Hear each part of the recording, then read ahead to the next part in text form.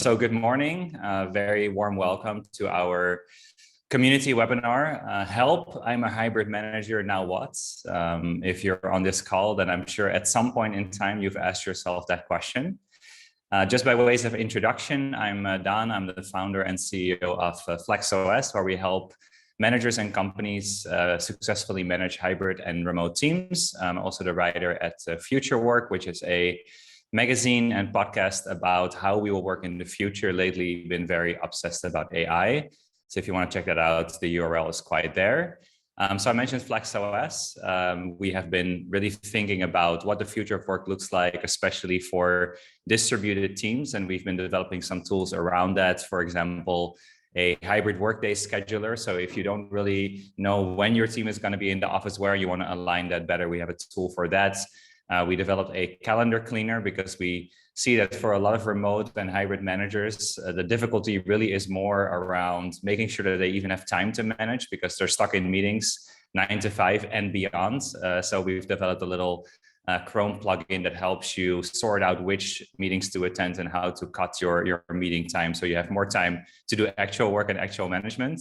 And we developed Lexi Daily, which is a Slack chatbot, which helps you align your team's priorities to make sure that even if you're not all in the office at the same time, you are all working on the right things. And then many more, but we will stop the commercial here. Most importantly, for today, the agenda. So quick intros are coming up in a second of the esteemed panelists you can already see on your screen. We'll share a little bit about the research we've been doing about what does it take to be a good hybrid or remote manager. And then we're going to go very quickly into the panel discussion, where we will hear from the panelists on some of the questions you've been raising. And obviously, please use the chat box if you want to ask additional questions. So with that said, here we go. Our speakers here on the screen, you can see them. They're the ones that have the beautiful orange background, starting with Abhishek. So Abhishek Mathur is the Chief Experience Officer here with us at FlexOS. He has been an HR practitioner for over 22 years, but somehow still looks 25. We got to ask him how he did that. And he previously served as the Chief People Officer at V&G, which is one of Vietnam's largest internet tech companies. So good morning, Abhishek. Good morning, everyone. Thanks, Dan. Thanks for having me. Wonderful. So now we know that the mute and unmute works as well.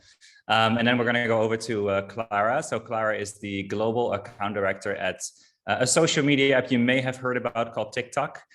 Before she joined TikTok, she was the Chief Client Officer at Dentsu in Singapore.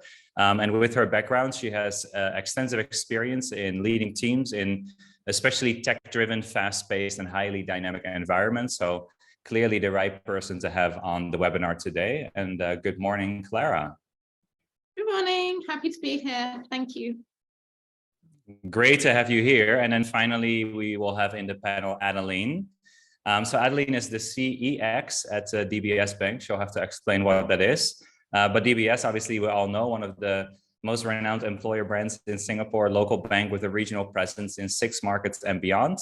And she is in charge of employee experience and engagement for a workforce of over, drumroll please, 33,000 employees. Good morning, Adeline. Morning, Dan. Thanks for having me. How are you still smiling, having to manage that for 33,000 people? I have to do it for 10 people and I'm already stressed out. Good morning, good morning. So really great to have the 3 of you. As I said, we're going to go into the panel discussion very soon. Just wanted to kind of like take a short step back and talk about hybrid work more generally, kind of like to set the context for the conversation we're going to be having today.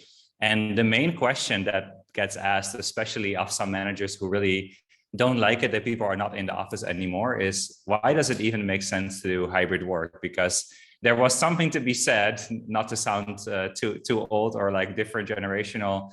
There was something to be said for being in the office 5 days a week, seeing each other, sitting side by side and working. So why do we even do hybrid and remote work? And if you look at the research, there are really 2 key drivers for why hybrid work resonates so well with employees. And it really has to do with agency and autonomy. So agency is basically the level of control that people have over their work environment. So that can include having a say in what the company is up to, the ability to collaborate, the opportunity to pursue your own development, whether it's personal or professional. So agency is a really big part of why people like remote work or hybrid work, because they can control how they work. Autonomy is the level of independence, right? So maybe the old school way of working was very much like micromanaging line managers who would tell their employees from minute to minute what to do. But we see that people do way better when they have autonomy, when they can take risk and exercise their own judgments. And if you really go into the research, into the psychology research, and you look at something like self-determination theory, you see that autonomy is really one of the key drivers for well-being and vitality. So if we just look at the very basic human beings that the teams that we have are, agency and autonomy are really important. And even Gartner recently reflected this just released like 1 or 2 weeks ago, the human deal framework, so how to work with teams in this new day and age. Feeling autonomous and having what they call radical flexibility is really key. And we've also seen it just from our own research. We did some research last year with Plug and Play, and we saw that 1 in 2 Singaporeans would consider quitting their job if they no longer could work hybrid. So it's one of those things that, like, once people have experienced it, it's very hard to take back. And so for those reasons, we really do see flexibility and hybrid work schedules or even remote work as something that can very positively benefit your team members. But obviously it raises the question, okay, they can like it, but how do I then actually do it? How do I actually manage it? So we've been spending like over a year to look into the existing research, to do primary research, to speak to experts in the field. And we've basically aligned on 5 key elements that any manager, any company that is doing a hybrid structure or remote structure must have. And these are the 5. Visually, they kind of look like a hamburger, depending on how hungry you are. But the 5 key elements that we see is, number 1, making sure that you have very clear guidelines. So a lot of the difficulty really comes in when it's not really clear what's expected of me and what I can expect back from my manager. So for employees, having clear guidelines that go beyond just when should I be in the office, but really how should I communicate, what hours should I be online, what are exceptions, etc., are very important. The second one that we see is we need to create really great and engaging and intentional office days. So don't ask me to come to the office just to sit behind my laptop and do Zoom calls. That wouldn't really make much sense. And we were just saying before the webinar started, I'm actually the only one in the office right now. So out of all the panelists. So, there has to be a good reason for us to come into the office. And then maybe the most important one, which is here in the middle, which is really to think about the entire employee experience journey from, pre-boarding, onboarding, all the way to people eventually graduating or departing from the company, and making sure that we reflect that we work differently now. So making sure that it's updated for a hybrid and remote world. And then obviously making sure that the workplace echoes that. You may not have direct influence over that, but making sure that's a place where if you come to the office, you have the facilities you need to do great work, and really think more and more about the role that data can play and that we can use to personalize and optimize the work experience over time. So those are really the key elements, and I'll just highlight a couple of things. But before that, I think it's really important to understand and to kind of empathize with you as a manager that you're both more important than ever, but therefore you're probably also more stressed out than ever, right? And that's kind of why we wanted to put together the content today.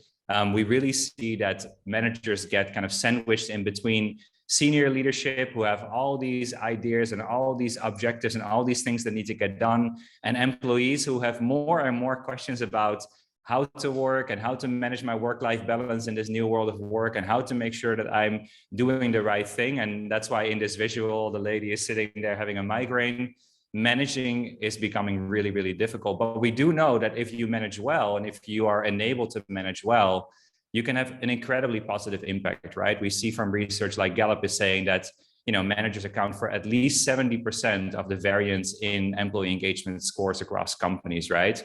Employees who have a great manager typically are way more likely to say they had a great onboarding experience. They're much more likely to stay with a company. They're much more likely to develop within a company and even prevent things like a burnout. But again, it's a lot of pressure on you. So just a couple of things, just a couple of tips to give you from the research before we dive into the panel discussion. that we've seen are really, really helpful for you to think about as a manager.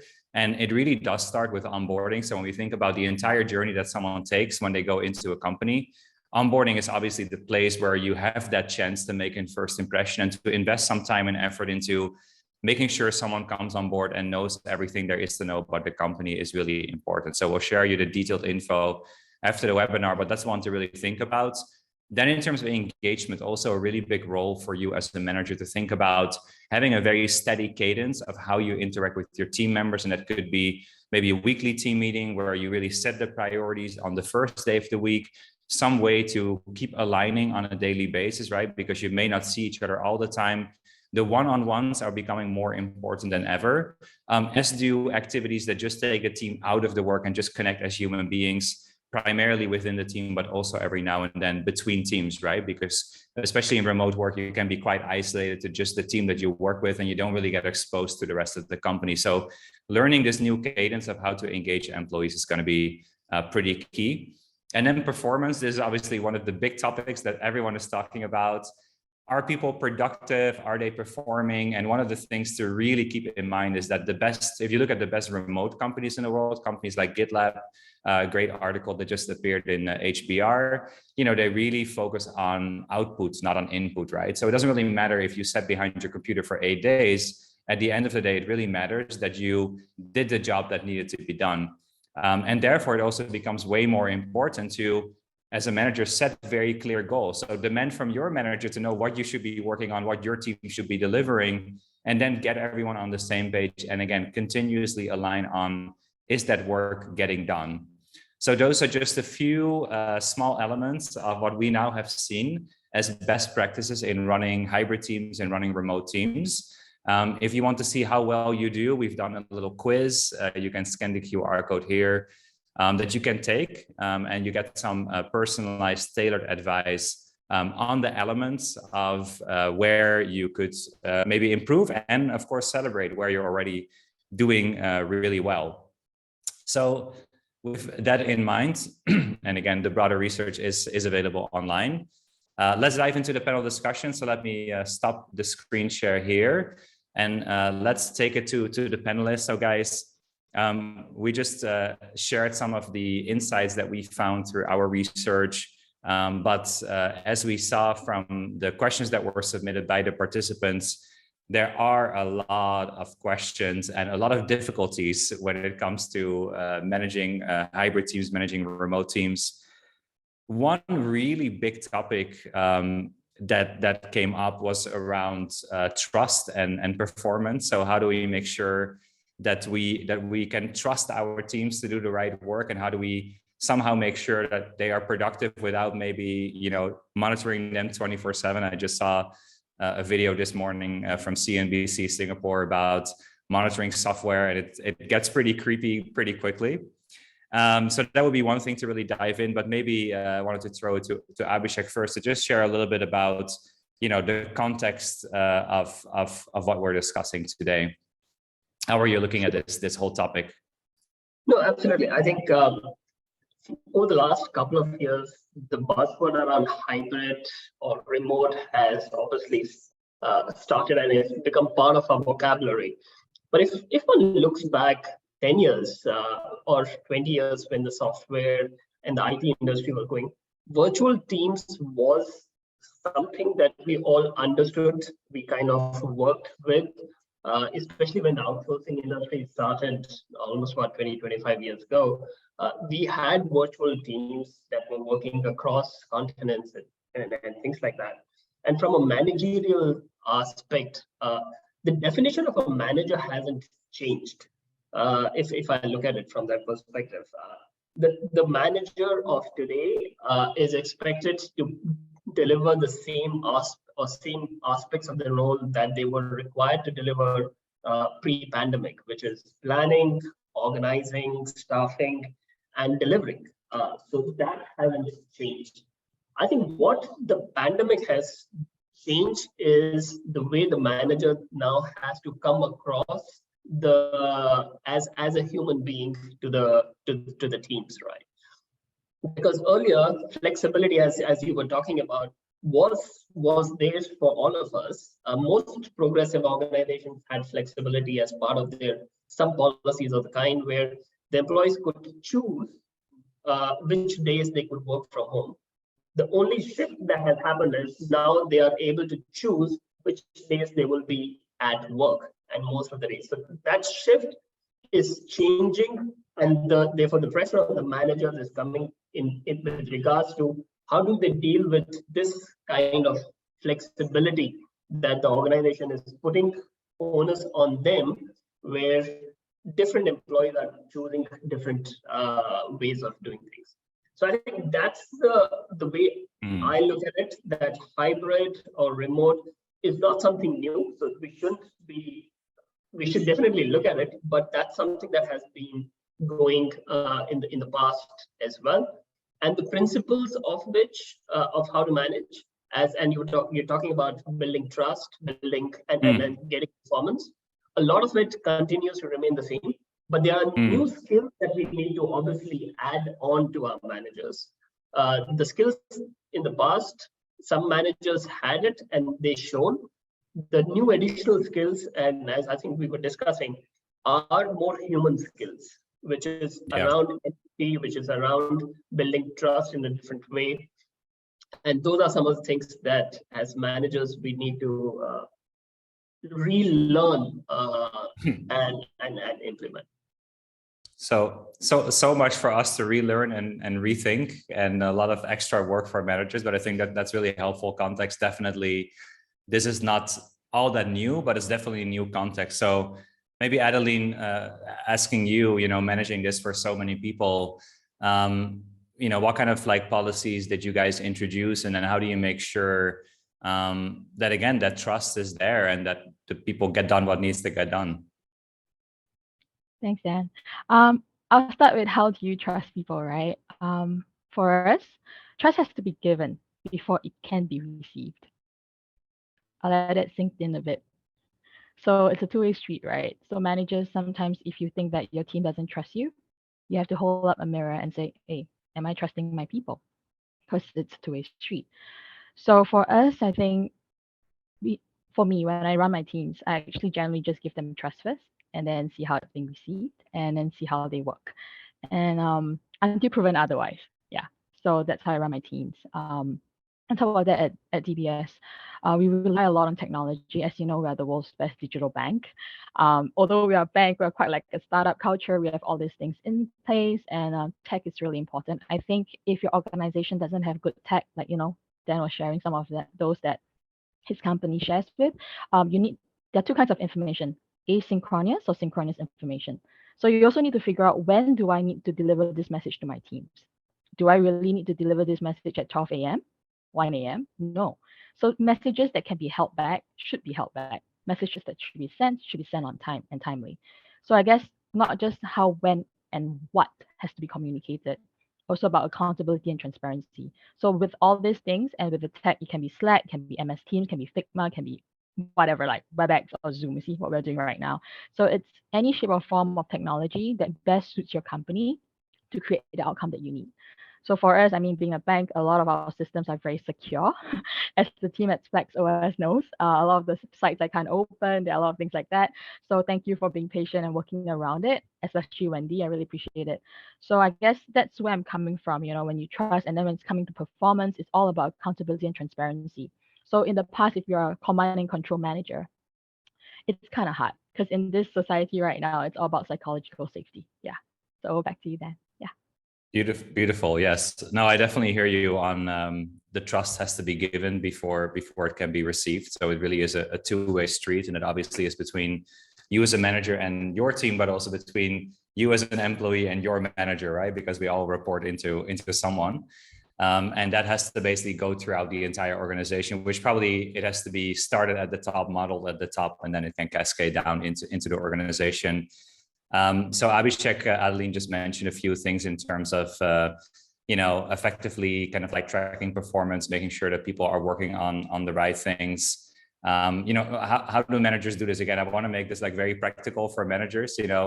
Again, when we were sitting next to people and I could look them over the shoulder and just see if they were up to something that's not aligned with what I think is important as the one that's overseeing the total scope of the team, or I overhear a conversation, I'm like, guys, that's not important right now. Can we quickly resync?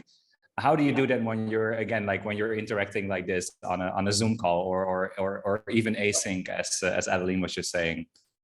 And no, absolutely. I think Alan made a great point in terms of, one is the trust, and then from a performance standpoint, how do you work both synchronously and asynchronously?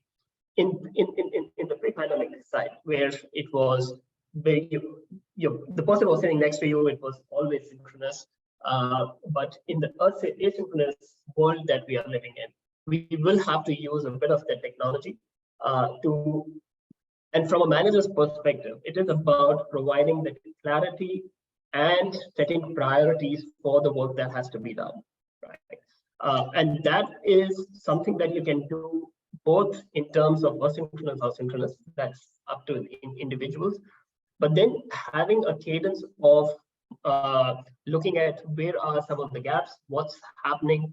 I think most organizations and most managers are being trained on setting those goals and priorities and having those continuous conversations on where are the roadblocks, how can the manager help the individual or the team. So that's how I look at it from a performance management perspective. And nothing has changed. It's just that you're in a different world and you're using probably technology to its advantage to give flexibility to both the manager and the individual, and also therefore the team to do the same. But then just to kind of like think about the other side, right? So we can have that as a principle, we can have that in theory, but then there's the reality of, you're not really that connected with your team members. Sometimes you're kind of like maybe waiting until mid to end of week to kind of realize that maybe something is off track. How do you make sure, maybe back to Adeline, that, trust also requires empathy. It also requires us to see our team members as human beings. How do you make sure that you keep that right relationship, even in this new way of working? Great question. For me, when I go in, I think all of us have our own teams. You should have a team charter, like your rules of engagement. Like, what are some of the values that you want to cascade down to your teams? I mean, there is the corporate values, right, that all of us are governed by. But within your micro teams, like for example, in my team, if I say what I'm going to do, I'm going to do what I'm going to say. So like things like that, short little things like that. Or even like I told them I have open door policy. If I text you at a certain time and I share some learnings with you, I don't expect you to respond. I give them that bandwidth, that space to play with, instead of stressing them out. Because sometimes they're like, oh no, my boss just texted me. Doesn't matter to respond now, right? I think no. If you're with your kids, go with your kids. I'll tell them that. So it gives them that space and safety, so they know that, okay, I don't need to. And I don't touch my people on the weekends. I try my best, yeah. Unless something blows up or like CEO needs something. Okay, generally that's it. And also on top of that, I think empathy is something that a lot of managers need to be trained with. Doesn't mean that. Also have this concept whereby the buck stops with me. So for example, if somebody is not empathetic towards me, doesn't mean that I have to pass that on to my team. So I always have that open communication is 2 ways. I told them, you know what, if you think calling me is better, call me. If you think texting me is better, text me. If you think sending me an emoji is better, do that. So different people have different ways of communication. And in my team, I have extroverts all the way to introverts. So I realized my introverts, they will tell me, Adeline, I really need time. I need to decompress. I said, go. Yes. I need my me time, go. So I think it's about having different kinds of team channels and also communicating with them individually as a team and also individually. So at DBS, we retrain a lot of our managers, this program called Building Great Managers, to help them understand a little bit of the smaller nuances when it comes to having work. Yeah, because we're actually on 60-40 right now. Right. So you guys are actively retraining managers on, again, like the fundamentals, as Abhishek said, may still be the same, but we are in a very different context. So how do you handle that? And I like that idea of a team charter, because again, I think a lot of the times we kind of feel that we're just part of a company, and the company already has their core values or their operating principles, and that's kind of what we need to stick to. But we are our own unique individual people, and we will manage in our style anyway. So kind of codifying that and making sure that everyone is just like aware of how we work together, how we do things around here on a team level, I think that makes a lot of sense. Now you already mentioned the topic communication challenges quite a few times. And this is actually one of the things that came up a lot in the questions that were submitted. Effectively communicating between in-office team members, the not in-office team members, the team members that are never in the office. Maybe Clara, you could kind of illuminate us a little bit on how you guys are doing that at TikTok. Hey, yeah, great discussion so far. So I think this is one of the things that TikTok is really good at, and I think that comes from where we come from. We are a kind of platform where we've been produced by tech builders, like the best technicians in the marketplace, and so they've created a communication platform tool. I know you guys can have Teams or Slack. We have something called Lark, and really it is the center of gravity for all of us that work at TikTok, because it's an amazing place where you can not only chat and see what's happening all around the world, because we're a global company, so we're expected to talk to people at all different time zones at all different times of day, but there is such creativity that can be shared within these tools. So whether it is, to Adeline's point before, like an emoji or liking a post or celebrating each other, and I think that's something we haven't touched on, is it's not all just about one-to-ones, it's all about celebrating and speaking up and personal branding, making sure people are seeing the work that you and your team are doing.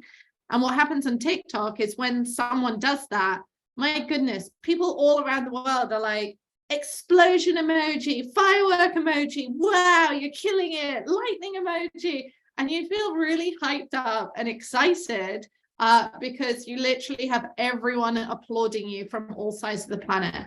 And so I think that, I think previously in our previous life in a corporate world, you would have thought that emojis or pictures or videos would be kind of, too flamboyant, would be a lot stiffer, a lot more careful about, how we present ourselves. But now we have to be creative to be able to show our personalities and make sure they come across. Thank you for using an emoji. I love it. And so that is what TikTok is all about, right? We're about expressing yourself, creativity, joy, and we do that in our day-to-day through the workplace. And I'd really encourage all of you, if you're doing hybrid working, just like in the office where you'd go up and high five someone for doing a great job, banging a gong to say, we just got that piece of business in, do it online. Make sure you're celebrating each other's successes. I love it. I love it. I love it. That's why I gave you the virtual hearts. I learned from you during the pre-session. But Claire, I think that's such a great perspective, is that, sometimes we kind of lose that sense of excitement and fun.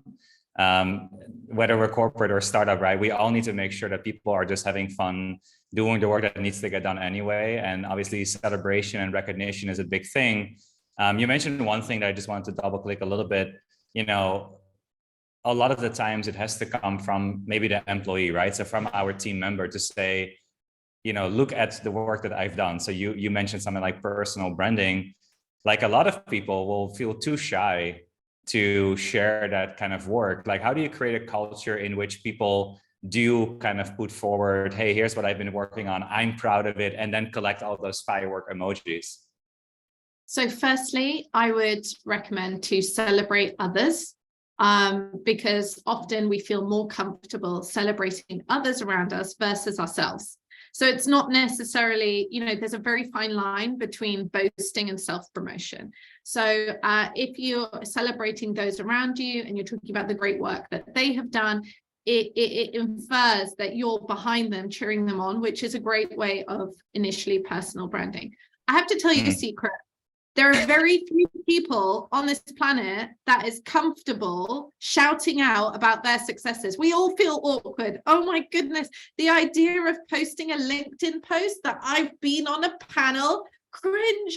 I'm scared of doing it. People are going to think that I'm so full of myself. But no, People don't think that, because everyone is just super thrilled to hear what you're doing, because we're in this hybrid culture. If you don't do it, people don't know. And so I think that, you just have to rip the plaster off and realize that everyone feels awkward doing it. It is now a necessity for your career to learn how to do it. And if you really feel uncomfortable shouting about your own successes, shout about other people's successes, because I think that at least makes people feel good and gives that team element. And then they don't have to shout out about their own successes because you've done it for them. And that's a great way of managing people, and making sure that you're just communicating and being visible. And I don't think it's about doing it every day. I think there's a fine line, but I think fewer, bigger, better. Choose what you're going to do, and then really make a big song and dance of it, because I think, we all want to celebrate each other. I love it. Yeah, every day may be a bit too much. If like clockwork at 8 a.m. people start like telling me all the great work that they've done, then maybe it becomes a bit. but I love that idea, and I generally think there is this theme of kind of, you do need to over communicate a little bit, because maybe great work was spotted in the office, but also when you need help was spotted in the office more easily, or when you're stuck with something, it was spotted more easily. Now you actually do need to step up and exclaim that, either like directly on your communication channel or with others. I saw a lot of head nodding from Abhishek and Adeline both, so I just want to give them also a chance to jump in on this theme of communicating in hybrid and remote teams. No, it's a great point, Clara. And as hybrid managers, it's even more of a responsibility on us to be aware of that possible unconscious bias that we might have of people who might be in front of us more often than not. And therefore, are we kind of having that bias around the people who are in front of us work more as compared to the ones who are using the hybrid working environment? So absolutely, and I really love the point that you made is, yes, we all cringe when it comes to making boastful, so-called boastful posts. But what if, as a manager or as a team member, I post for somebody else? That and that reciprocity just builds that community, that trust, that camaraderie, and that's a great way of achieving the goal that we were looking at, but also has other benefits. So thanks for sharing that. Yeah, Adeline, anything you wanna build on that? I really like what TikTok's doing, all the emojis and everything, celebrating wins. I do that in a smaller segment, but in DBS as a whole, we actually have this thing called ITQ and VTQ. It's like we thank you and I thank you. So it's about gratitude, like sharing that joy. Like, for example, I want to thank Clara for great work today. I just send her some points. I say, you know what, you're amazing. I love you. You rock out of the park. Yeah, that kind of thing. Yeah. So we actually do that. So it creates more like bursts of positivity in between business units or support units. Yeah, that's one thing to add. Yeah, I think that's totally great. So I definitely think that everyone should be able to walk away and think about today, who in my team can I thank, who in my team can I celebrate? That should be a good start, and then maybe it kicks something off, right? So sometimes these things are a bit of a flywheel. Someone just needs to be the first one to move it, and so we may be able to do that just by thanking or celebrating someone. Guys, so another really big topic that came up was work-life balance, and we saw some of the research around, not only team burnout, but especially manager burnout. It's getting harder and harder, I think, to both do the work that we need to do, kind of like as our own individual contributor, and then also managing the team really well, and then to also take care of their work-life balance. I just feel like, again, like that visual of like we're getting sandwiched in between, what the company wants, what team members want, and here we're sitting trying to figure it out. Claire, I know you in your last post you managed a team of like 60 plus people. How do you make sure that you retain your work-life balance, and then maybe through that also can support some of your other team members? Yeah, that is a great question. I think firstly on work-life balance, that we all had, even pre-pandemic, we were all kind of had this problem of working crazy hours, but at least when you left the office, you could leave your work in the office and come home and it would be a different space, whereas that no longer exists. But what does come with it is amazing flexibility. So, for example, I just had a baby. This has meant that I am able to put my baby down at 6 o'clock for her bed, and then I can sign on later and do my global calls, which is giving me a lot of happiness and joy, because I don't feel like I'm missing out on her life. So I'm really happy for this flexibility. Now, when I was managing a big team, I think one thing that I always implemented, and I know we spoke about this earlier, is really emphasizing the importance of team meetings and all hands, where everyone gets together. Always start with music, get people pumping, get people sharing about their lives. You know, like we've been using emojis during this call, you know, you can use them so that people can react in real time. I do think it's important in those instances to be camera on. And I know that's not always comfortable for us, particularly when it's all different times of the day. But I think there are instances where camera off is absolutely fine. And I think there are times where you're like, everyone just come camera on, doesn't matter what you look like. There's a filter, by the way, you can use to make yourself look gorgeous if that's what you're worried about. So yeah, use your filters, come online and just give people some of that energy. And I think whether you're an extrovert or an introvert, whatever your personality type, you know, still human connection is still so important. And so having that, being able to look into someone's eyes, I think is still key. And we do have video on. Everyone can put video on in most cases, I think, unless your internet connection is really bad. So when I was in Dentsu, we used to do things like, obviously the quizzes and things like that, but we would do kind of karaoke, we would do cook-a-thon, so everyone would buy the same ingredients and we'd all make it at home together, so that we're, you know, getting that community spirit. And I think maybe that's one of the things which we're not doing as much of now that we're back into hybrid working. We're not making as much of an effort to include people who aren't able to come to the office, because we're trying to draw people back into the physical. So we're trying to kind of do it all there. And I think, you know, it's a shame that we don't still make more efforts in that space of kind of like online events. And I think with the way that AR is and VR, we you know, this is more important than ever. So yeah, that would be my thoughts on it. Okay.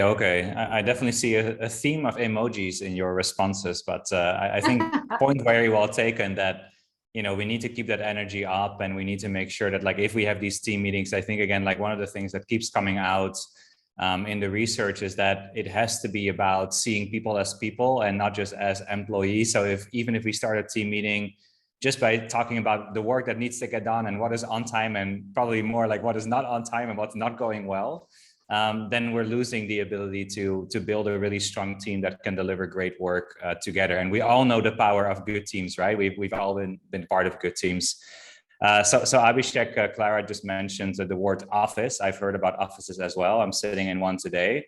Very different for Gen Zers. A lot of them coming into the workforce. Basically, we've done focus groups where I hear things like, I basically finished my university degree online. I started working online. Why are people suddenly talking about coming into the office? And people talk about the magic of in-person. What the hell?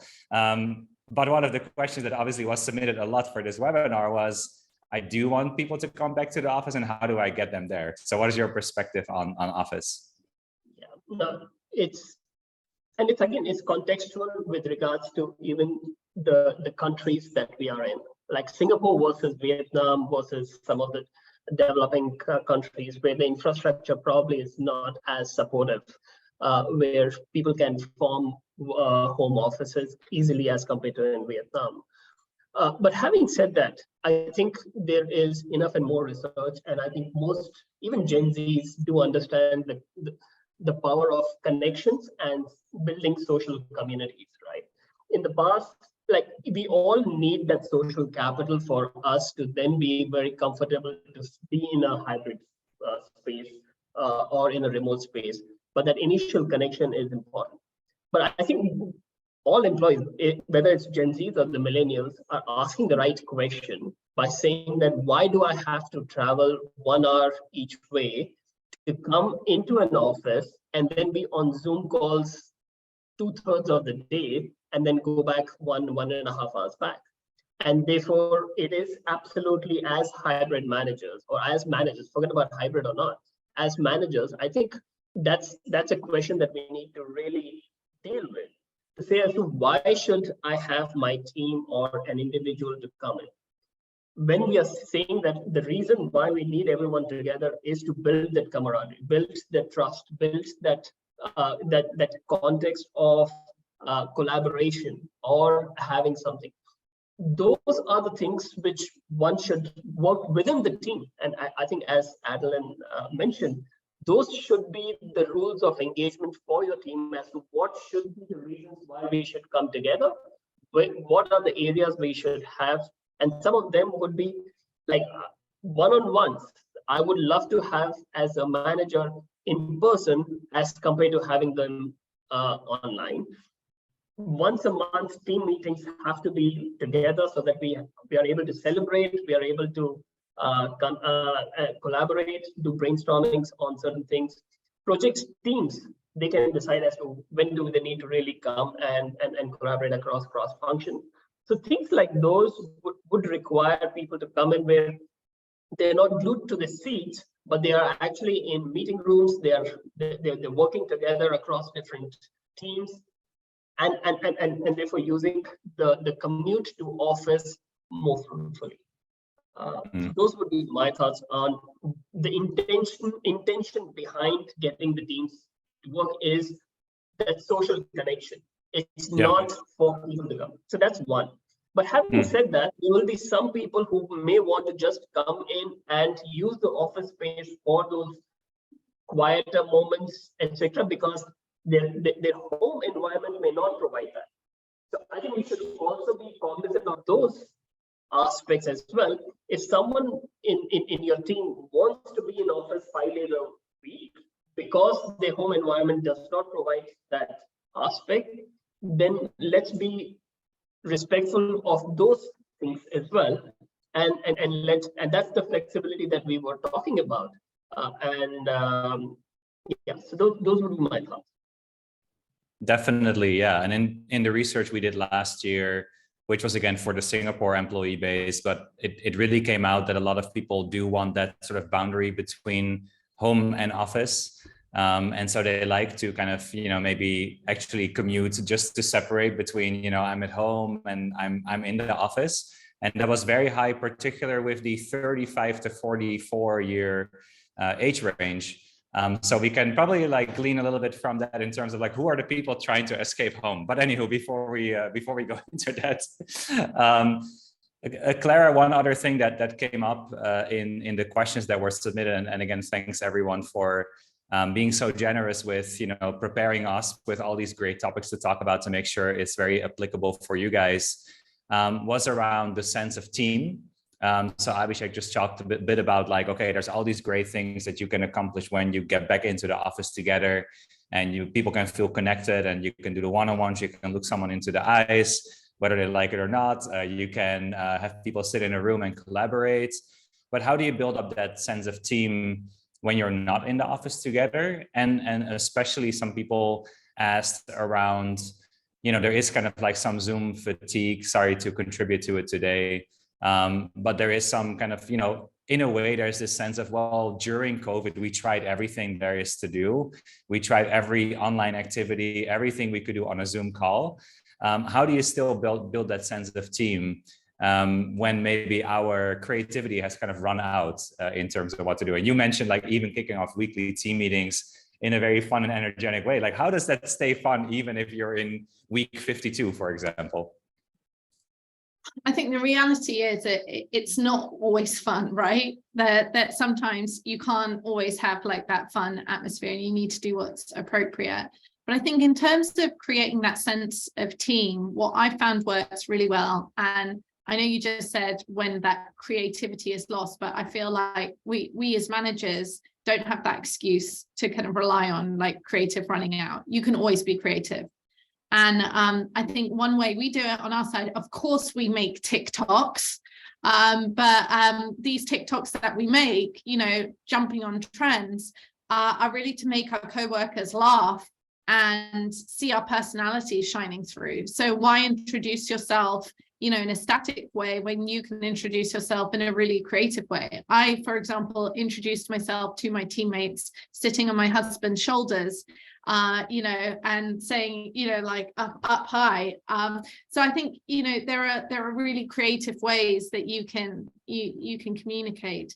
But what I would say is that if you wanted to get people more leaned in, what they do a lot of at TikTok is Kahoot. I don't know if you guys are aware of it, but basically it means you can do live quizzes where people answer in real time to win prizes. And that's always such a great kind of icebreaker. It gets everyone competing against each other. Who's at the top? It's how quickly you answer. And it helps to kind of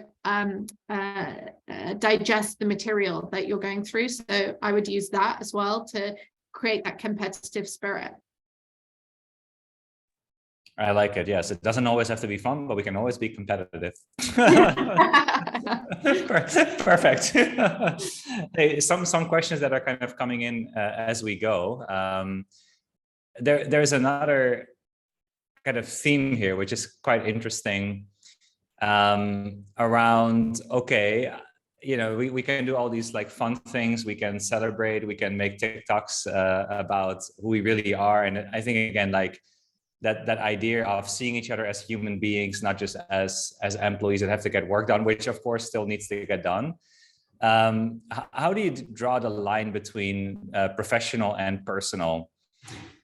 So, okay, how can you be on the one hand that sort of engaging manager that is very creative and keep the good vibes going? But how do you then at the same time balance that with, you know, the work still needs to get done? So I'll open it up to anyone who wants to jump in. So I would say, firstly, I think that the idea of having a different version of you in the office and at home is dissolving because work has come into the home. I think you need to have really strong boundaries, and I encourage that for every aspect of your life, not just with work, is have boundaries, what you're comfortable with, what you're not. Also, you know, feeling empowered to say no. For example, something that we struggle a lot with is out of work meetings, especially in Singapore, because I feel like the time zone is always Europe waking up and then the US waking up. And so the amount of times I have people in the US putting meetings in on a Friday night is unreal. And you're like, this is the end of the week. I'm not doing that to you on your Sunday evenings, on my Monday mornings. And I think it just requires a little bit of compassion and having the confidence. And if it's not you who has the confidence, your manager having the confidence to saying, okay, we do evening calls on 2 days a week. You are not compelled to do that. Obviously, now and then we all work on weekends. I mean, it just happens and we get on with it, but it should not be the norm. It should be the exception.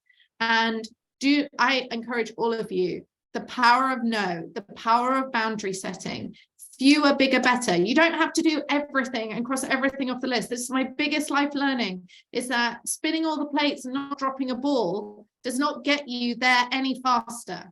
You just need to be choosy and very specific. And I always love those people who are they're way better at me at saying no. I'm always like, yes, yes, yes, of course. But we need to try and coach it within ourselves because it doesn't reflect badly on you to have boundaries. Absolutely. And I think this is one of the insights that led us to create this calendar cleaner tool, which is that people are just so eager to please and sit in every meeting that they get asked to, even if they're not understanding of what is the purpose of this meeting to start with and what is my role within it. And if there's no role for you to be in a meeting, then why spend your time in that meeting, right? So we can all cut so much time out of our work weeks and still be effective. And to your point, with the power of no, probably be way more effective at getting great things done versus just the busy work. I think I saw this week managers spend 40-50% just on admin and on email and on messaging that isn't really actually doing productive work or spending that time with your team members. So all really great insights. I think we have time for one more question before I'll kind of wrap up and we send you off to have a great working day. And that is around setting expectations. I want to pass this one to Adeline. how do you set expectations with your team members? You talked a bit about a team charter, you talked about rules of engagement, but how do you set expectations around, okay, here's what needs to get done without becoming a micromanager, without checking in every 3 seconds? What are you doing? How is this going, right? Because again, we don't really have the time to do that. So how do you give people that autonomy, right? Which is really one of the key drivers of why people like this way of working, without then fully losing control over the work that gets done. Thanks, Dan. That's a tough question, but I'll tackle it. So what happened is that generally, I think communication is two ways. I'll communicate what I need to get done, and the one step I do is a playback. I get my team to play back what they think they heard. And then I'll say, okay, I'll see whether it's aligned. That's the first point. Second point is that I promise them transparency. So I'll share whatever I hear from senior management or even in any meetings. I feel like this information is crucial that they have it now. I'll just share in the team chat or like MS Teams so that everybody knows exactly where the cost has shifted. So for example, if group head of HR suddenly just shifts it by 1 degree and then we need to move every single project we currently have, like I'm in the meeting right now, I'll ping them and tell them exactly what's happening. So at least they know, just in case they have to say release an EDM at 12, for example, they know how to move. Yeah. I think that's very crucial as a manager because you need to know when to tell them what, right? Another thing is that I empower my people. So I said, in order to get this task done, XYZ done, do you have ABC to do it? So maybe they come up to me and say, Adeline, I only have ABC's missing. And I say, okay, as a manager, I think all the managers on the call right now, it's our job to figure out where C is. And then if we get C to them, then you ask them, so how long do you think you can get this done? So you let them tell you. You don't put it on them. Yeah, because everybody's working speed is different. But if it's a group that like we're working with another division, then all of us have to be on a call, and like me as the team lead has to also agree with the other team lead then how we are charting in the same direction. So if any point of time that team lead is diverging, they have to tap us on the shoulder and tell us. So that's also one of the things that I promise my team, they'll get it sorted. So also as managers, I like what Clara said, boundaries are very important. I mean, if we say yes to everything, we'll kill our people who's under us. And of course, we also need to know when to be the bad cop, right? So I feel some of my teams, I have a lot of them want to be good cops. They're like, boss, Adeline, I can't tell this person no. Then I said, okay, just drop my message. I'll go fight that battle, but I can't fight 10 battles all the time. You need to choose some battles to fight on your own. So that's what I tell my team. You can use me at certain junctures, but not your whole career. Because in order to step up and grow, you also need to have ways and empowerment to do your negotiations and your crucial conversations with different stakeholders within the organization itself. So that's one more thing. And I think the number one takeaway here is take away blockers. If your team comes to you and it's a blocker that you can take away, take it away. If it's something that you can't take away, empower them to take away. Delegate the authority with them so that they can also grow baby steps and also grow in their career in the company. That's it. Thank you. That's we said we want to make this practical. I think that was like a full out, like 5-step strategy for how to make sure that the right work gets done. And I think just beautiful point. So really want to thank you all, but I just want to kind of summarize what we've heard today for the audience here. And I saw in true future work fashion, some people have sent their meeting bots to take notes and then report back to them. That's definitely one of the key ways to cut out some time. But just a couple of points that have been raised, and I've been writing along as we were discussing. So I think Abhishek really framed it from the perspective of, none of this is new. I mean, we can just kind of like between us here on the call, we can just say that yes, there are a lot of changes in terms of like when we work and how we work, but at the end of the day, it comes back to very basic challenges that managers have been facing for a very long time. And also that flexibility isn't new, right? So it's not new that people sometimes are not in the office or sometimes have to work remotely. That has always been there. We talked about how trust has to be given before it can be received, right? So it's really a two-way street. And I think a lot of the things that we talked about during this 45-minute discussion really was around that idea of it's all about that relationship and the two-way street between the manager and the managee. I talked about asynchronous information. Does this really need to be in person? Does this really need to be in real time? And then finding the right technology, right? So we've heard a lot about how technology can enable this new way of working, which obviously we're working on a lot with FlexOS as well. Adeline, I loved your idea of a team charter, right? Just because the company has operating principles or how we do work around here, every team operates on its own. It's chartered by a leader. So the leader also has to set out what is what I expect specifically from you and what can you expect from me. We've seen more and more now people creating personal operating manuals, really explaining in much more detail who am I as a person and what can you expect from me and what's the best way to work with me. So I think that's really great. The idea of retraining your managers for empathy was beautiful. And then we come to the part with Clara around celebrating, around getting people comfortable with exposing their great work and stepping up and saying that they've done something great and it should be celebrated, and getting emojis from all around the world. But at the same time, also that can start by celebrating others, right? Because we're typically more comfortable highlighting the greatness of others than doing it about ourselves. Maybe then eventually we'll become comfortable to share these kind of things in a public forum. Abhishek also mentioned about the unconscious bias. So this is another thing that we have to really deal with in this new way of working, about who is in office and who is remote, in the sense of, do you end up seeing better things from the people that are right in front of you? And do you build a better relationship with them than the remote team members that you never see? And therefore, do they get treated better? We see actually in the research very clearly that people who do show up and who are in front of you and who are face-to-face, they get promoted quicker, they get pay raises quicker. So that is something that we just have to be extremely mindful of, that we put the same effort into building that same relationship with the remote team members. We talked about work-life balance, the importance of boundaries, but also the greatness of having the flexibility. I also spend a lot of time, like Clara, with my kid at home, and then choose kind of consciously when I'm in the office. I think that's really a big benefit. And we should design our life so that work and life actually integrate better, but also have a cutoff time, right? So I'm not going to answer, in our case, Slack, or in your case, Lark messages after 6 p.m. I'm very clear on that. Office, how do I get people back into the office? First of all, think about what's the intention of getting someone there. Think about what gets best done in the office, and therefore, how can I make it a compelling proposition? And then finally, we really talked about, it's really about the whole self and making sure that there isn't that separation between who I am in the office, who I am at home. I need to showcase who I really am. I should build that engagement. Managers cannot say that they're not creative enough to come up with a new idea to make the next team meeting fun. That's part of our jobs right now. But again, we have to set boundaries and we have to set clear expectations, including being very transparent, communicating, like Adeline said, what she's hearing from top management down to what employees need to know, letting them play back what they need to be working on, letting you tell them their expected timeline for a deliverable. And then again, set boundaries, be the bad cop sometimes, and remove blockers where needed. So really, really helpful information. We'll make sure to share it out with the people who are on the call, the people who couldn't join today. Thank you so much, Abhishek, for joining, Clara for joining, and Adeline for joining. I think this is really, really helpful for everyone who joins. Hopefully everyone is now slightly less stressed about being a hybrid manager.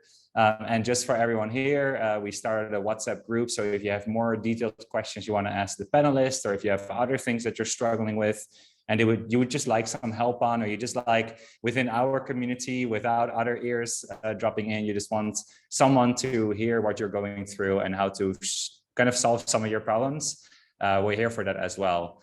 To the audience, thank you so much for joining today. It was really great to have you here and to have such an engaged audience and all the great questions that were submitted both ahead of time and during the call. And hope to see everyone again soon. Thank you so much, everyone. Thank you. Thank you. Thank you. Emojis, fireworks.